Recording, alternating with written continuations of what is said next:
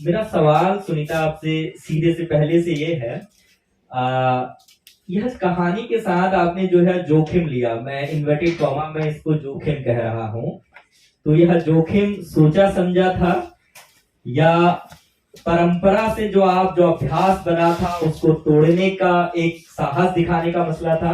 तो दरअसल यह जोखिम आपने उठाया कैसे? मैं शैली के स्तर पर बात कर रहा हूं।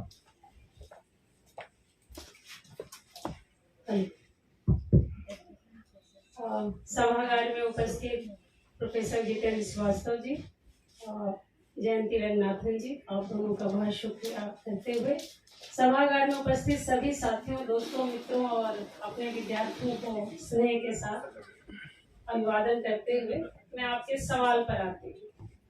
आपने उसे इन्वर्टेड कॉमा में जिसे जोखिम कहा है, दरअसल वो मेरा स्वभाव है। इसे मैं जोखिम नहीं मानती हूँ।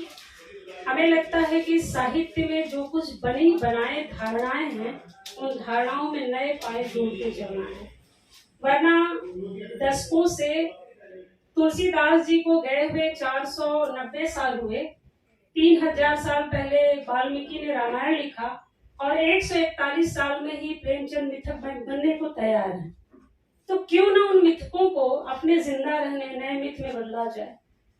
तो ये जोखिम नहीं था, बल्कि बहुत ज्यादा पढ़ने का प्रभाव है मेरे मन में कि मैं नया करूं, और नया करने के लिए मुझे जरूरी लगा कि मैं भगवती चरण वर्मा के बहुत छोटे से उपन्यास चाणक्य की आत्मा से लीप शैली को जीवंत कर दूं, क्योंकि उस शैली का प्रयोग उन्होंने पहली बार उसी में किया था। चाणक्य को कोई नहीं जानता, चाणक्य नाम से लोग अवगत थे, लेकिन उस उपन्यास को नहीं के बराबर पढ़ा गया।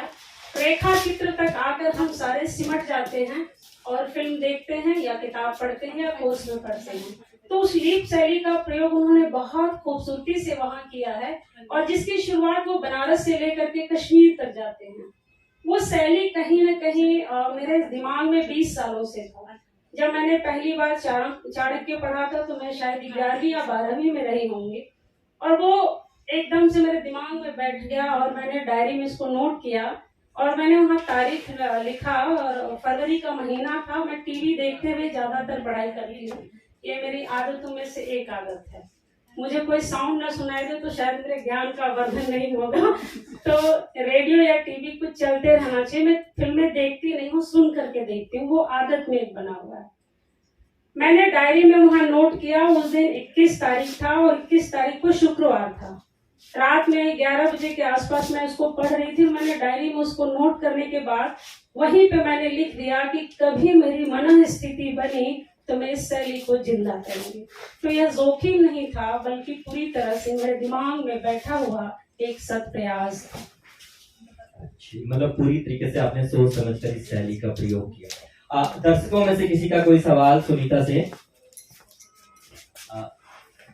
पीछे से कोई? हाँ, मैं सिर्फ ये जानना चाहती थी कि हमारे पास 5 कहानियां संग्रहित हैं इस कहानी के, इस पूरी कहानी संग्रह के अंदर, तो सिर्फ सियोल से सरी हुई ही इसका जो है वो शीर्षक क्यों बना? क्योंकि इसका नायक जो है सियोल का रहने वाला है, लेकिन आपके साकेत में इनिस्फ्री का शॉप है, उसका मैनेजर है वो। इसलिए इस कहानी का शीर्षक यह बनना एक जरूरी पक्ष था, क्योंकि वो स्टारबक्स में कॉफी पीते हुए ही ये घटना हुई है। ये पूरी तरह से कहानी पूरी सच्चाई पर आधारित है, आंखों देखा सच है और मित्रता का सच है। इसमें जो जोई आती है वो मेरी मित्र है, वो भी इनिस्फ्री में काम करती है, उसकी पोस्टिंग कोलकाता में हो गई है।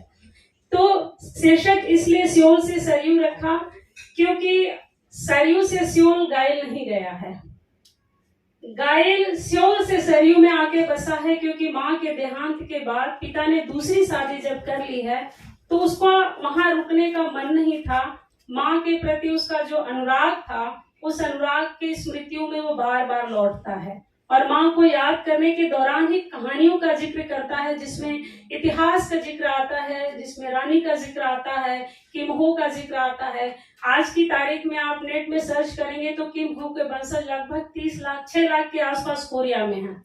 वो सारे वंशज अगर कल को कहने लगे कि हम सरयू के रहने वाले हैं, तो शायद वही स्थिति होगी जो रेत में रूह के लोग धर्म के नाम पर भारत में आते हैं और फिर नागरिकता की लड़ाई शुरू हो जाएगी, तो नहीं मिलेगा।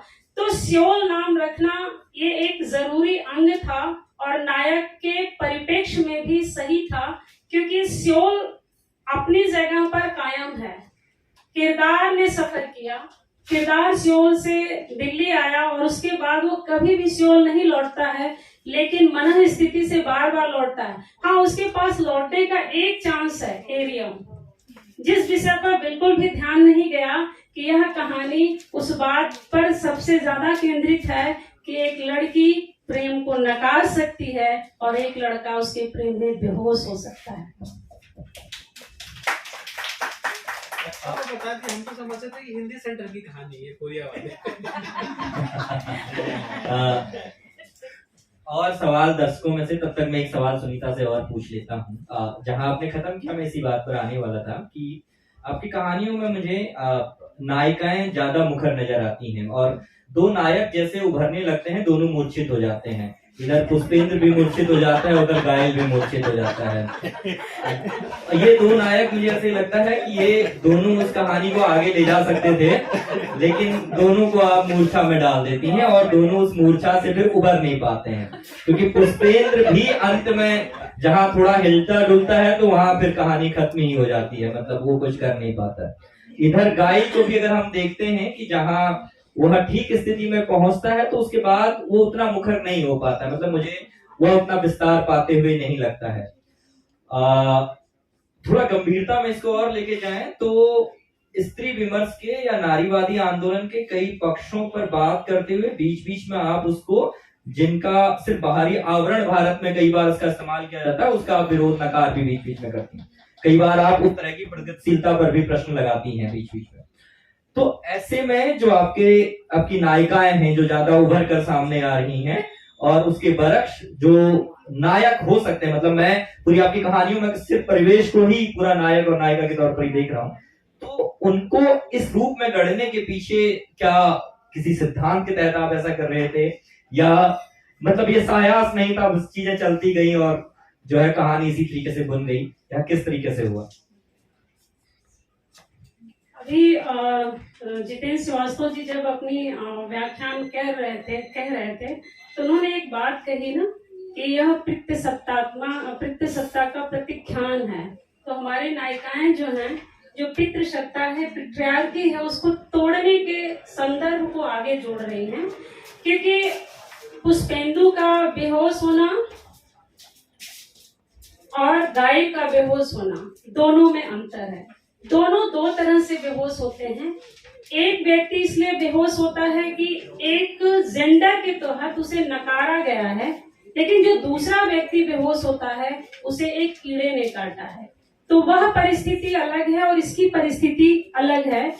और दोनों का आगे न जाना इसलिए जरूरी था कि जब हम जेंडर डिस्कोर्स की बात करते हैं तो पितृसत्तात्मक व्यवस्था को तोड़ने के लिए जरूरी नहीं है कि अपना घर परिवार सब कुछ तोड़ फोड़ दिया जाए, बल्कि ऐसा परिवेश गढ़ा जाए कि वह उदाहरण की तरह चीजें सामने प्रकट हों कि हाँ, यह भी एक तरीका है कि हम नकार कर सकते हैं। वो चाहती, जैसे लायला वो चाहती तो पुष्पेंदु से मिलकर जाती, वो प्रेम शायद सबको बहुत अच्छा लगता, लेकिन यह वही धरना होता जैसे हजारों सालों से हमारी कहानियों में आता है कि एक नायक है और एक नायिका है, दोनों मिल गए और कहानी खत्म हो गई। इसलिए दोनों का उस परिस्थिति से बाहर निकलना जरूरी था।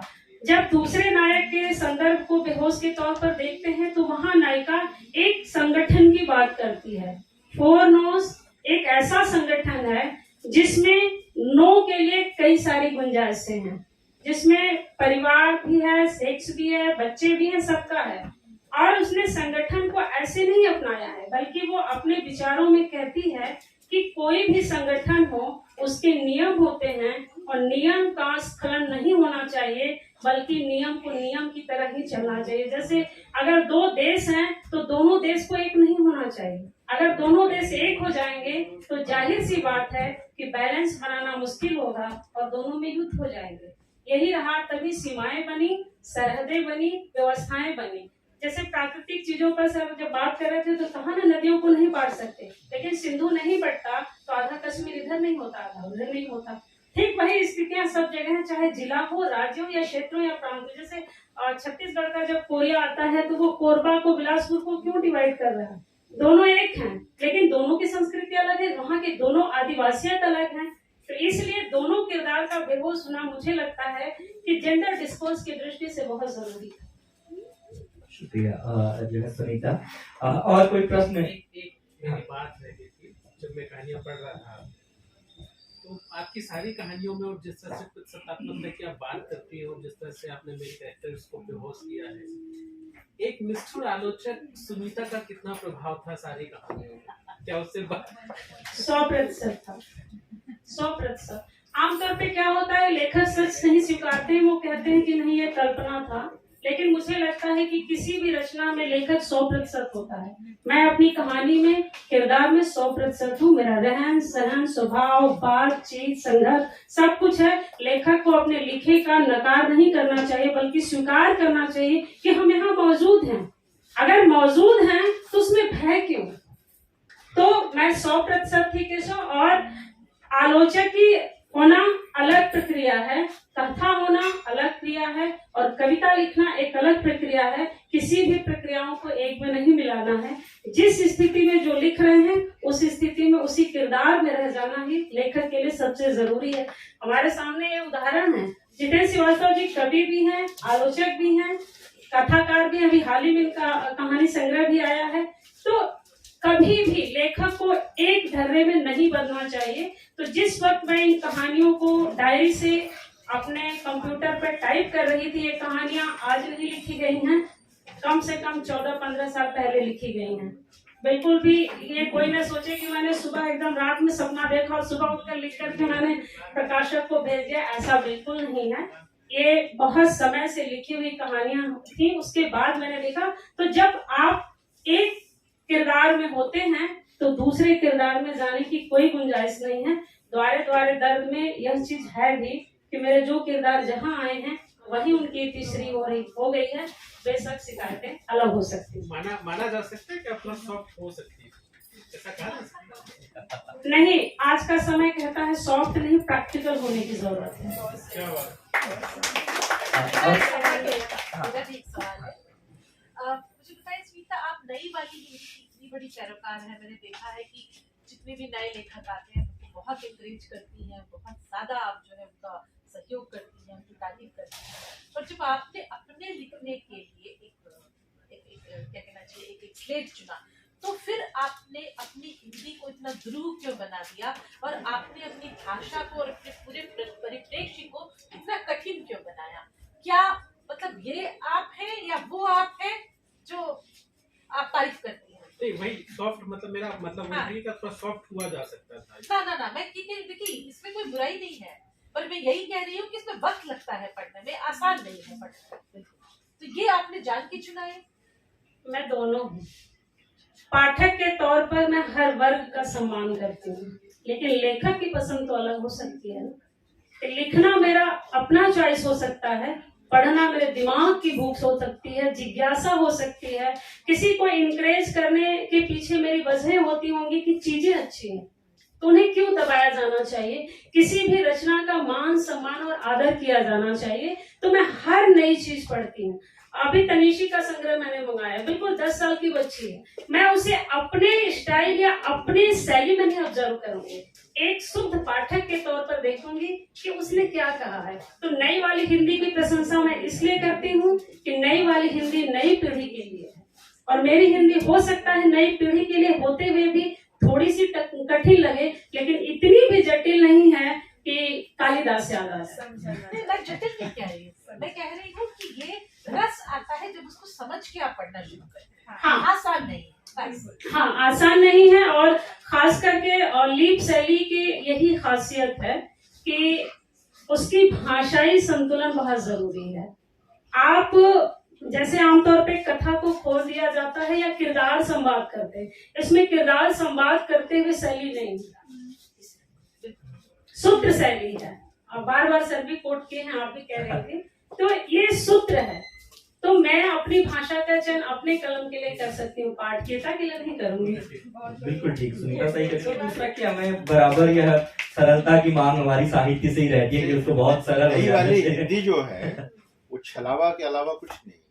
नई वाली हिंदी ने भाषा को बहुत नुकसान पहुंचाया है। आप अपने प्रयोग की भाषा लिखिए, लेकिन जिस ढंग की भाषा वो बनाने की कोशिश कर रहे हैं, और ये कोई इस तरह का वो मिला के लिख करके नई वाली हिंदी करते हैं, ये कोई नई बात थोड़े है। हमारे पीछे के लेखक भी ये करते रहे हैं, जितनी जरूरत थी उस मात्रा में लेकर आते थे। हम तमाम लोग सिर्फ अंग्रेजी को ही मिलाने को ही नई वाली हिंदी क्यों मानते हैं? जैसे ये कह रही हैं कि ये पलक्काड की नेपाल घाट, इनके पूर्वज वहाँ के थे, वहाँ एकदम बॉर्डर है तमिलनाडु का और केरल का, वहाँ मिक्स भाषा बोली जाती है। तो बहुत सारे लेखक हमारे वहाँ ऐसी हिंदी लिखते रहे हैं जो ट्रेडिशनल हिंदी नहीं है, तो वो सब नई वाली हिंदी रही है। भारतेंदु ने भी एक समय में जिस हिंदी की बात की थी वो उनसे पूर्ववर्ती की हिंदी नहीं थी। तो इसका कोई डंका पीटने की जरूरत नहीं है कि नई वाली हिंदी कोई क्रांति है। कोई और सवाल दर्शकों में से?